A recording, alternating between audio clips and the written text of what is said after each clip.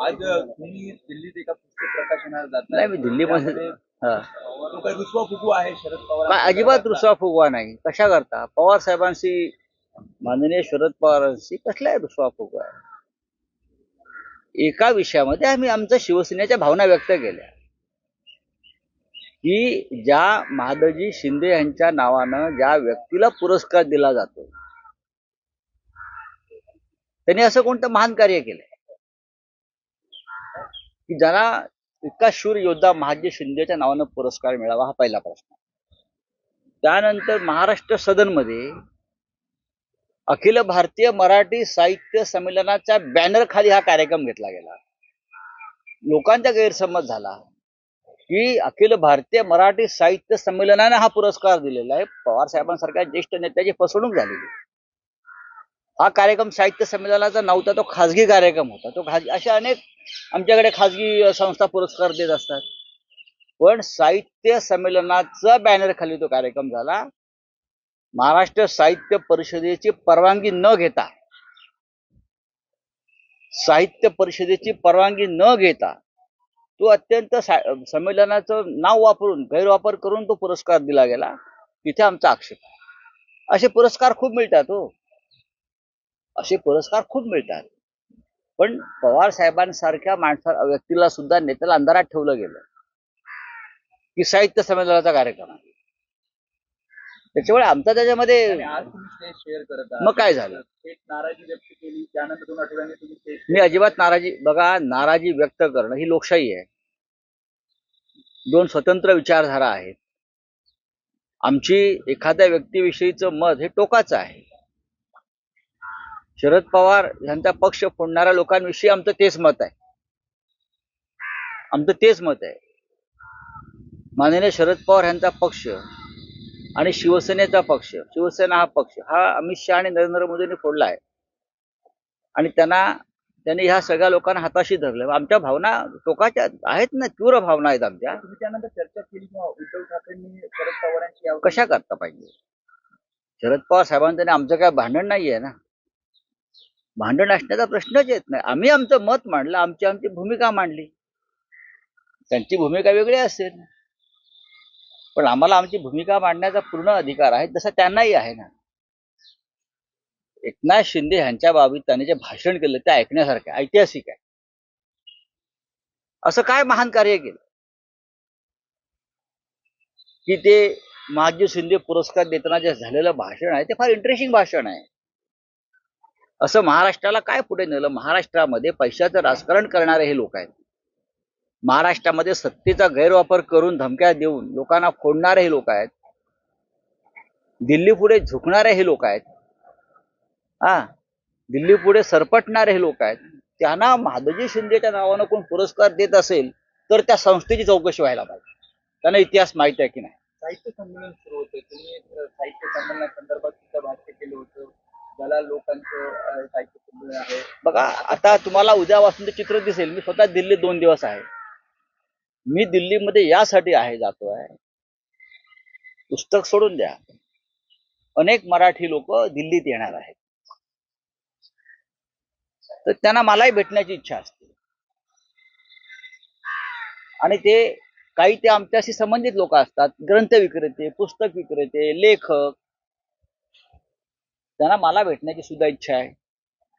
मी दिल्लीत थांबेन 2 दिवस. महाराष्ट्रातून आलेल्या लोकांना काही अडचणी असतील, सरकार सर्वत्र पुरं पडू शकत नाही, किंवा ज्या संस्था आहेत, हजारो लोक येत असतील मराठी, तर त्यांच्या काही अडचणी असतात. राहण्याच्या अडचणी आहेत, काही इतर अडचणी आहेत, काही वाहनांच्या अडचणी असतील, तर त्या जर मला सोडवता आल्या मराठी लोकांच्या संदर्भात, तर नक्कीच मला आनंद होईल. म्हणून मी 2 दिवस दिल्लीत थांबणार. मुख्यमंत्री संमेलनाला हजेरी लावणार. काही निर्णय घेतले गेले, त्यामध्ये आता त्याच्या चौकशी करण्याची सुरू झाली आहे. तिथे ज्या बसेस घेतल्या होत्या तिची चौकशी सुरू झाली. आता 900 कोटीचा हाऊसिंग प्रोजेक्ट किरकोळ आहे, त्याच्या संदर्भात देखील विकून घेतलेला आहे सीएमने आता, आणि तिची इन्क्वायरी सुरू आहे. हा पक्षाचा, त्यांच्या सरकारचा अंतर्गत विषय. तर आधीच्या सरकारनं काय भ्रष्टाचार केला असेल, काही घोटाळे केले असतील, सरकारी तिजोरीवर डल्ला मारला असेल, लूट केली असेल, जनतेला फसवलं असेल, राज्याला फसवलं असेल, आणि राज्याचे विद्यमान मुख्यमंत्री देवेंद्र फडणवीस यांच्यातला एक सच्चा आणि प्रामाणिक माणूस जागा झाला असेल. आम्ही जुने फडणवीस बघितलेले आहेत आणि त्यांना या सगळ्याची चौकशी करावी अशी तीव्र इच्छा निर्माण झाली असेल, त्याचं स्वागत केलं पाहिजे. छत्रपती शिवाजी महाराजांच्या जयंतीनिमित्त काल देवेंद्र फडणवीसजी शिवनेरीवर होते. त्यांचं भाषण तुम्ही ऐकलं असेल.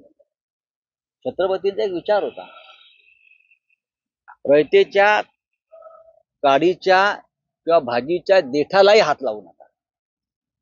म्हणजे एक नया पैशाचा भ्रष्टाचार करू नका आणि सहन करू नका.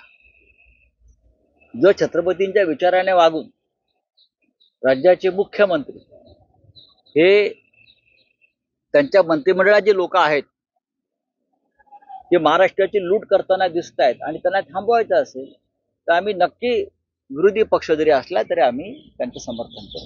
आज रेखा गुप्ता मुख्यमंत्री पदावर दिल्लीचे विराजमान होत आहेत. आपले मुख्यमंत्री केलं आहे. दिल्लीचं सरकार कसं बघतायत? नाही, दिल्लीचं सरकार बघण्यापेक्षाही ज्या पद्धतीने ते सरकार स्थापन झालेलं आहे त्याच्याकडे पाहायला पाहिजे. अरविंद केजरीवाल हे विरोधी पक्ष आहेत, ते जरी स्वतः पराभूत झाले असले तरी त्यांचा 22चा आकडा आहे, विरोधी पक्ष आहे त्यांचा. मला गंमत वाटते की सरकार स्थापन होण्याआधीच तिकडल्या लेफ्टनंट गव्हर्नरनं यमुना सफाईची मोहीम हाती घेतली. खरं म्हणजे केजरीवालचं सरकार अनेक वर्षापासून ती मागणी करत होती, यमुना सफाईसाठी केंद्राची मदत मिळावी. पण लेफ्टनंट गव्हर्नरनं त्यांना कोणत्याही प्रकारे यमुना सफाईचा कार्यक्रम पुढे नेऊ दिला नाही. म्हणजे विरोधी पक्षाचे सरकार असेल तर केंद्र सरकार कशा प्रकारे वागतं. पण सरकारनं शपथ घेण्याआधी लेफ्टनंट गव्हर्नरनं त्या सगळ्या मशिनरी आणून यमुना सफाई सुरू केली. आता यमुना सफाई सुरू केली तशी आमची मिठी नदीची सफाई का करत नाही तुम्ही? शेकडो कोटी रुपये खर्च केले, काही त्याचा टास्क फोर्स बनवला, निधी कोट्यवधी रुपये आणला. मग यमुना सफाईला तुम्ही सुरुवात केली असेल तर मिठी नदीला सुद्धा तुम्ही सुरुवात करा सफाईसाठी ना. आज रेखा गुप्ता मुख्यमंत्री पदावर दिल्लीचे विराजमान होत आहेत. आपले मुख्यमंत्री केलं आहे. दिल्लीचं सरकार कसं बघतायत? नाही, दिल्लीचं सरकार बघण्यापेक्षाही ज्या पद्धतीने ते सरकार स्थापन झालेलं आहे त्याच्याकडे पाहायला पाहिजे. अरविंद केजरीवाल हे विरोधी पक्ष आहेत, ते जरी स्वतः पराभूत झाले असले तरी त्यांचा 22चा आकडा आहे, विरोधी पक्ष आहे त्यांचा. मला गंमत वाटते की सरकार स्थापन होण्याआधीच तिकडल्या लेफ्टनंट गव्हर्नरनं यमुना सफाईची मोहीम हाती घेतली. खरं म्हणजे केजरीवालचं सरकार अनेक वर्षापासून ती मागणी करत होती, यमुना सफाईसाठी केंद्राची मदत मिळावी. पण लेफ्टनंट गव्हर्नरनं त्यांना कोणत्याही प्रकारे यमुना सफाईचा कार्यक्रम पुढे नेऊ दिला नाही. म्हणजे विरोधी पक्षाचे सरकार असेल तर केंद्र सरकार कशा प्रकारे वागतं. पण सरकारनं शपथ घेण्याआधी लेफ्टनंट गव्हर्नरनं त्या सगळ्या मशिनरी आणून यमुना सफाई सुरू केली. आता यमुना सफाई सुरू केली तशी आमची मिठी नदीची सफाई का करत नाही तुम्ही? शेकडो कोटी रुपये खर्च केले, काही त्याचा टास्क फोर्स बनवला, निधी कोट्यवधी रुपये आणला. मग यमुना सफाईला तुम्ही सुरुवात केली असेल तर मिठी नदीला सुद्धा तुम्ही सुरुवात करा सफाईसाठी ना. राज्य कोणाचं आहे, त्याचा कोणाला फायदा होणार आहे हे पाहून तुम्ही कामं करताय.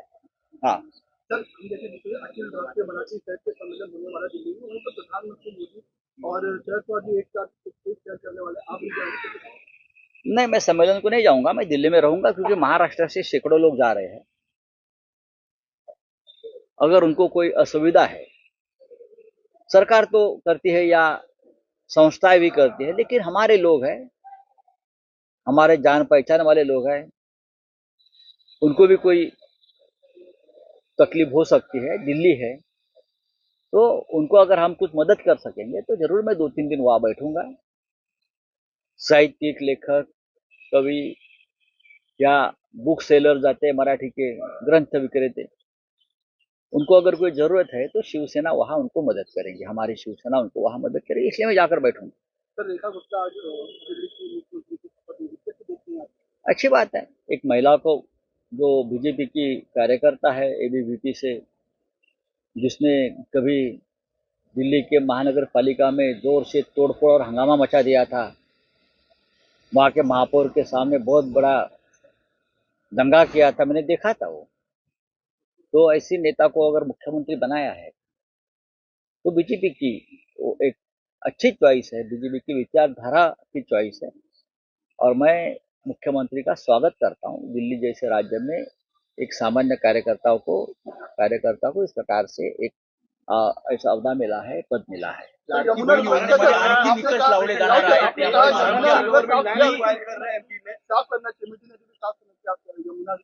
नहीं नहीं, देखिए मैंने ये कहा है कि मैंने देखा कि सरकार आज शपथ लेगी, मुख्यमंत्री या सरकार आज शपथ ग्रहण करेगा। लेकिन जब केजरीवाल हार गए उस दिन से दिल्ली के लेफ्टिनेंट गवर्नर ने पूरी मशीनरी लाकर यमुना सफाई का कार्यक्रम शुरू किया, यमुना शुद्धिकरण। लेकिन मैं हमेशा देखता रहा कि अरविंद केजरीवाल जी का वचन रहा दिल्ली को, और हमेशा केंद्र के पास मदद मांगते रहे यमुना सफाई के बारे में, लेकिन उनको मदद नहीं मिली, उनको बदनाम किया।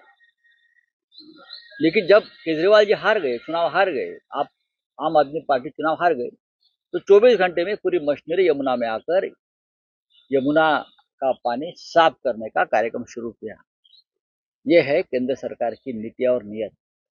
जहां अपोजिशन की सरकारें है, मुख्यमंत्री है, वहां जनता के हित में अगर काम के लिए कोई मांगता है कोई मदद, तो मदद नहीं करते जब तक उनकी सरकारें नहीं आती। जैसे महाराष्ट्र के एक मंत्री है, उसने कहा जिस गांव में हमारे पार्टी का सरपंच नहीं है वहां 1 रुपया भी मैं विकास निधि नहीं दूंगा। ये उनकी भूमिका है। महाराष्ट्र गवर्नमेंट आगरा में लैंड एक्वायर कर रहा है शिवाजी महाराज मेमोरियल बनाने के लिए, ऐसा फडणवीस ने कहा।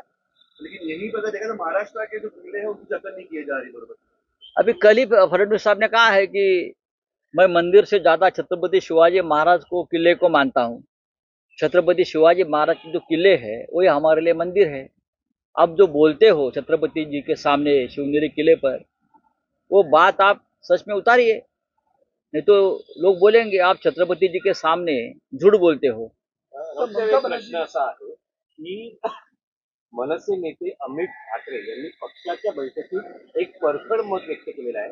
पक्षाच्या पराभवाला ईव्हीएमला दोष देण्यात अर्थ नाही, पक्षाच्या पराभवासाठी आपण स्वतः जबाबदार आहोत, आणि जर ईव्हीएमला दोष द्यायचा असेल तर ईव्हीएम हॅक केलं जातं हे सिद्ध करून दाखवा। अमित ठाकरे हे त्या पक्षाचे नेते आहेत,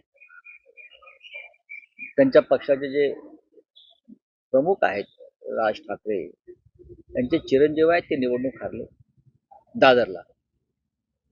आणि त्यांनी एक ते तरुण नेते आहेत, त्यांची एक विचारधारा आहे, त्याने जे मत मांडलेलं आहे त्या मताचा आदर केला पाहिजे।